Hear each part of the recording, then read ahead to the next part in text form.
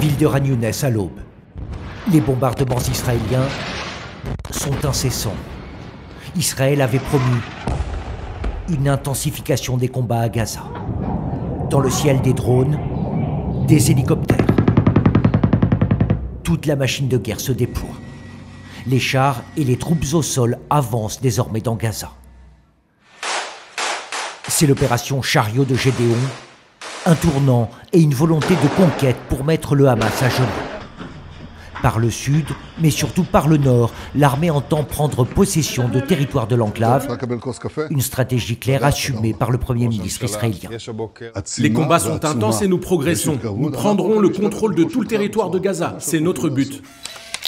Benyamin Netanyahou qui autorise aussi, après 2 mois et demi de blocus, l'entrée très partielle d'aide humanitaire, des camions de farine essentiellement, sous la pression internationale et parce que le risque de famine est bien réel.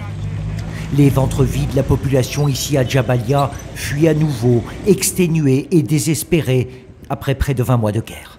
Quand Israël veut une trêve, le Hamas refuse. Quand le Hamas veut une trêve, Israël refuse. C'est nous qui souffrons.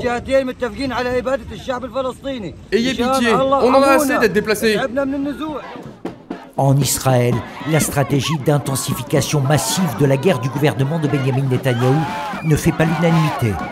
Hier, manifestation à la frontière avec Gaza, réprimée par la police.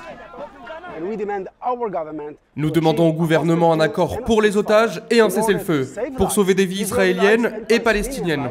L'espoir d'une trêve existe. Des négociations indirectes ont lieu entre Israël et le Hamas en ce moment.